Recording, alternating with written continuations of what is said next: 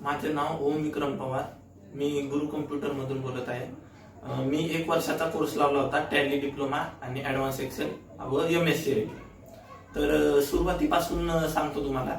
जेव्हा मी सुरुवात केली होती तेव्हा मला कम्प्युटरचं काहीच नॉलेज नव्हतं. मला असं थोडं समजायचं नाही, माऊस हँडलिंग नाही जमायची, कीबोर्ड बद्दल माहिती नव्हती, कम्प्युटर बद्दल माहिती नव्हती. मी घाबरायचो. मग मी घाबरल्यामुळं मी आठवड्यातून 1-2 दिवस सुट्ट्या मारायचो. मला वाटायचं आज काही जर वेगळं झालं तर मला जमणार नाही, त्यामुळं मग मी असं सुट्ट्या मारायचो. मग असेच महिनाभर होत गेला. सर म्हणजे तू सुट्ट्या का मारतोस? मग मी बोललो सर की सर मला असं भीती वाटते जर काही नवीन झालं तर. सर बोलले नाही, तू सातत्य ठेव, तुला नक्कीच रिझल्ट मिळेल.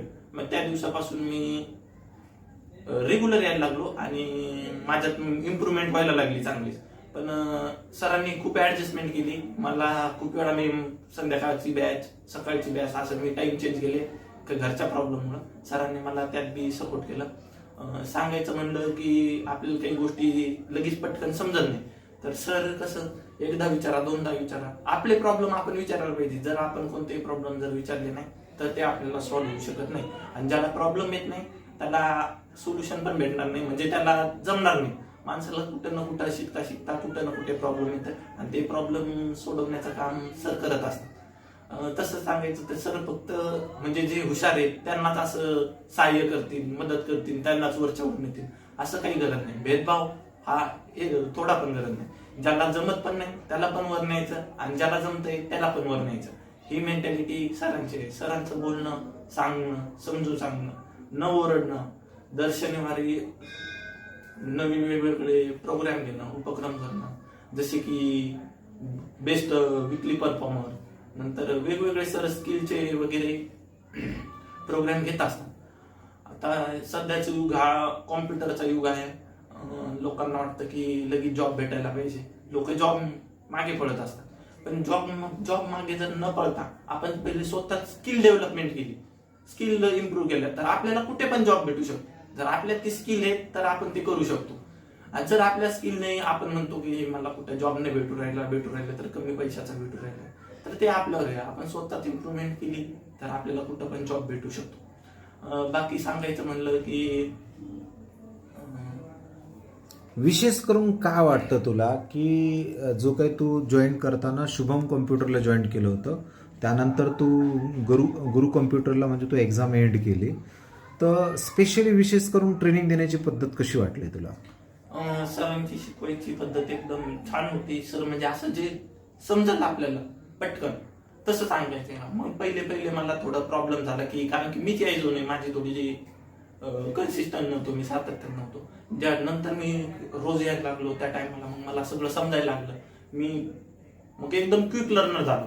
त्यामध्ये असं सांगता येईल की लास्टला आमचे इंटरव्ह्यू पण झाले.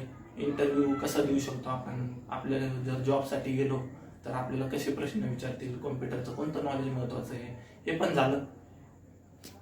आणि यामधून तुझा कॉन्फिडन्स लेवल कसा वाढला? म्हणजे नुसतं संगणकाचं नॉलेजच वाढलं की अदरवाईज तुला करिअर गाईडलाईन्स असेल किंवा तुझं कॉन्फिडन्स असेल किंवा अजून तुझे डिझायर्स असेल किंवा तुला समजा तुझ्या ड्रीमची डायरेक्शन्स असेल, या रिलेटेड तुझं काय मत आहे? कम्प्युटरचं क्लास लावलाय म्हणजे कम्प्युटर नॉलेज भेटतच असतं. पण कसं आहे की कोणी असं गाईड नाही करत, पुढची दिशा नाही दाखवत. सरांनी मला करिअर बद्दल पण खूप वेळा एकट्याला पण समजून सांगितलं, असं सर्वांसमोर पण सांगितलं की तू काय करू शकतो, तुझ्यात काय स्किल आहे, जे मी माझं स्किल पाहू शकत नव्हतो ते सरांनी मला दाखवलं की तुझ्यात हा स्किल आहे, तू असं करू शकतो, तू फास्ट शिकतो, फास्ट लर्नर आहे, क्विक लर्नर आहे. सरांनी मला आवड पण दिले, पेन वगैरे, म्हणजे सरांनी मला खूप मोटिवेट केलं. या मोटिवेशन्समधून जसं आता तू तुझ्या पुढच्या स्टेपकडे चाललेला आहे, जसं तू आत्ताच म्हणला मार्केटमध्ये स्किलची खूप गरज आहे, बरोबर? त्या स्किलला घेऊन निश्चित असं तुला वाटतं की गुरु कम्प्युटरला तू जॉईन करून खरंच एक चांगल्या प्रकारचं स्किल अचीव्ह केलं? हो, मला वाटतं की मी गुरु कम्प्युटरला आल्यापासून माझ्यात खूप निस्तान संगणकी नॉलेज नाही तर माझी पर्सनॅलिटी पण डेव्हलपमेंट झाली, बोलण्यात पण सुधार झाला. पहिले मला असं बोलायला एकदम म्हणजे माझा कॉन्फिडन्स नव्हता. सरांनी मला किती वेळा पुढे बोलवलं की तरी मी मागं लपून बसायचो, नाहीतर नाही बोलायचो. कधी पायरीवरूनच असं पळून जायचो की आज सर बोलायला नव्हते. पण जसं जसं मी यायला लागलो तसं तसं माझ्यात ती पण पर्सनॅलिटी डेव्हलपमेंट पण झाली. येस. ओके. आणि त्यानंतर तुझा लास्ट एंडिंगचा जो रिझल्ट आहे त्या रिझल्टबद्दल तुझं काय ओपिनियन आहे? रिझल्टच्या 10 दिवसा पहिले सरांनी मला सांगितलं, म्हणजे पेपरच्या, की असं असं या तारीखला तुझं पेपर आहे, तू प्रॅक्टिससाठी. सरांनी मला सकाळी पण प्रॅक्टिसला येऊ दिलं, संध्याकाळी पण येऊ दिलं. मला खूप टाइम दिला प्रॅक्टिससाठी. त्या प्रॅक्टिसमुळे जेवढे पण माझे जे प्रॉब्लेम्स होते ते पण सॉल्व्ह झाले व जास्त टाइम मिळाल्यामुळे एकदम मला चांगले मार्क पडले. ओके. किती पर्सेंट मिळाले तुला 200 पैकी? 200 पैकी मला 193 मार्क. Wow, excellent, nice. बरं, एक्झाम जी प्रॅक्टिकल एक्झाम झाले त्या प्रॅक्टिकल एक्झाममध्ये कुठं काही चीट वगैरे पडली की हे तुझे स्वतःचे पर्सेंटेज आहेत की तुला काही सपोर्ट वगैरे केला यासाठी? नाही, सपोर्ट वगैरे काही नाही मिळाला. कारण की सपोर्ट करण्याची आवश्यकताच नाही पडली. कारण की सरांनी जे वर्षभर शिकवलं तेच एक्झाम राहणार आहे, त्याच्या व्यतिरिक्त काहीच येऊ शकत नाही. त्यामुळे सर बोलले होते की तू फक्त विश्वास ठेव, जे आपण शिकलोय, जे एवढे दिवस मेहनत केली, लास्टला पण खूप मेहनत केली. सकाळी आलो मी 2-2 तास, संध्याकाळी आलो 2-2 तास. त्यामुळे सर बोलले की तुझी प्रॅक्टिस चांगली आहे, तू चांगलं करतोय, त्यामुळे तुला घाबरायची काहीच गरज नाही. जे प्रश्न तुला शिकवले तेच प्रश्न एक्झामला येणार, त्या व्यतिरिक्त नाही येणार. आणि तेच प्रश्न आले मी ज्याची प्रॅक्टिस केली आणि माझं मी बेस्ट दिलं. ओके. काही आठवतंय का वर्षभरामध्ये सरांनी असं काहीतरी युनिक तुला डायरेक्शन दिलं असेल, मोटिवेशन दिलं असेल, प्रॅक्टिकलमधून असेल, पर्सनल असेल, की जी कायमस्वरूपी तुझ्या लक्षात राहील आणि ते तुला नेहमी कमी प्रेरणा देत राहील, असं काही आठवतंय का? जेव्हा मी नवीन आलतो तेव्हा फोटोशॉपचं प्रॅक्टिकल होता.